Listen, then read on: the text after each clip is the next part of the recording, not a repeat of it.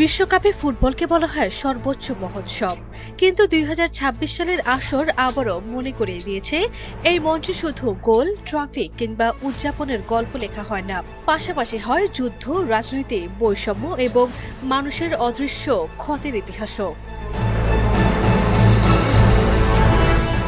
সবুজ গালিচায় ফুটবলারদের লড়াই যতটা চোখে পড়ে, তার আড়ালে ক্ষমতার, ন্যায় বিচার ও মানবিক মর্যাদার আরও গভীর এক সংগ্রাম নীরবেই চলতে থাকে। ফলে এবারের বিশ্বকাপে ফুটবলের পাশাপাশি ভূ রাজনীতিও ছিল আলোচনার কেন্দ্রবিন্দু। সঠিক প্যাড আর সঠিক তথ্য দিয়ে এসব সামলে নিব এক হয়ে। Monalisa sanitary napkin. সেই বাস্তবতার সবচেয়ে স্পষ্ট প্রতিফলন দেখা গেছে ইরানের যাত্রায়। যুক্তরাষ্ট্রের ভিসা বিধিনিষেধের কারণে দলটির অনুশীলনের জন্য মেক্সিকো এবং ম্যাচ খেলতে যুক্তরাষ্ট্রের মধ্যে বারবার যাতায়াত করতে হয়েছে। একই সময় নিজ দেশের যুদ্ধের বিভীষিকাও তাদের তাড়া করে ফিরেছে। খেলোয়াড়দের ভাষায় গোটা বিশ্বকাপ অভিযান ছিল এক দুঃসহ অভিজ্ঞতা। ইরানের বিদায় তাই অনেকের কাছে একটি দলের পরাজয়ের চেয়েও বড় কিছু, যেখানে ফুটবলের সঙ্গে মিশেছিল বৈশ্বিক রাজনীতির নির্মম বাস্তবতা। সঠিক প্যাড আর সঠিক তথ্য দিয়ে এসব সামলে নিব এক হয়ে। Monalisa sanitary napkin. অন্যদিকে মিশরের বিশ্বকাপ অভিযান কোটি মানুষের কাছে হয়ে উঠেছিল আশা, সাহস ও প্রতিরোধের প্রতীক। আরব বিশ্ব, আফ্রিকা এবং যুদ্ধবিধ্বস্ত গাজার অসংখ্য মানুষের স্বপ্ন যেন জড়িয়ে গিয়েছিল দলটির প্রতিটি ম্যাচে।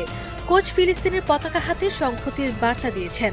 বাস্তুচ্যুত পরিবারগুলোর জন্য আয়োজন করা হয়েছিল বড় পর্দায় খেলা দেখার ব্যবস্থা। কিন্তু আর্জেন্টিনার বিপক্ষে ম্যাচের কয়েক ঘন্টা আগেই সেই উদ্যোগের সঙ্গে যুক্ত এক মানবিক কর্মী নিহত হন।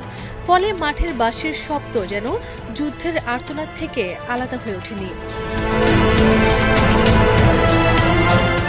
আর্জেন্টিনার বিপক্ষে বিতর্কিত পরাজয়ের পর ক্ষোভ ছড়িয়ে পড়ে বিশ্বজুড়ে। রেফারিং একাধিক সিদ্ধান্ত নিয়ে প্রশ্ন তুলে মিশর ফুটবল ফেডারেশন। সামাজিক যোগাযোগ মাধ্যমে দাবানলের মতো ছড়িয়ে পড়ে ষড়যন্ত্রের নানা তন্ত্র। আর্জেন্টিনার ফুটবল অ্যাসোসিয়েশনের উপর সাইবার হামলা এবং ভুয়া বার্তা ছড়িয়ে দেওয়ার ঘটনাও সেই বিতর্ককে আরও উস্কে দেয়।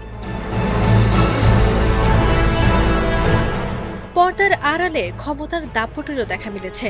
নিয়মকে বৃদ্ধাঙ্গুলি দেখিয়ে ক্ষমতাবানদের ফোন কলেই হয়ে উঠেছে নতুন নিয়ম। বসনিয়া হার্জেগোভিনার বিপক্ষে লাল কার্ড হজম করা যুক্তরাষ্ট্রের ফরওয়ার্ড ফোরলান বালিগানের নিষিদ্ধ থাকার কথা ছিল পরের ম্যাচ বেলজিয়ামের বিপক্ষে, কিন্তু যুক্তরাষ্ট্রের প্রেসিডেন্ট ডোনাল্ড ট্রাম্পের এক ফোন কলেই বদলে যায় সব নিয়ম। মুহূর্তে স্থগিত হয়ে যায় তার শাস্তির বিধান।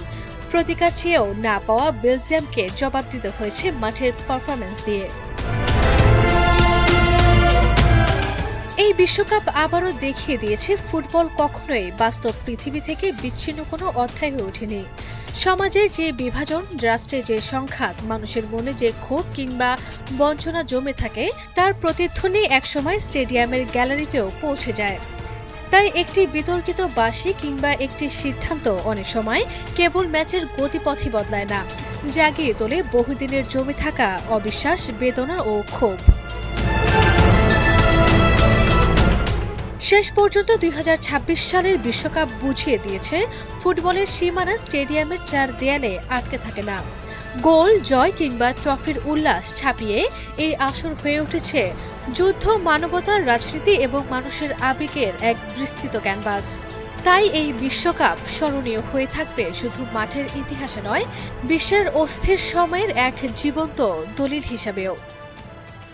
আরবি ইসলাম হিমু, এনটিভি অনলাইন।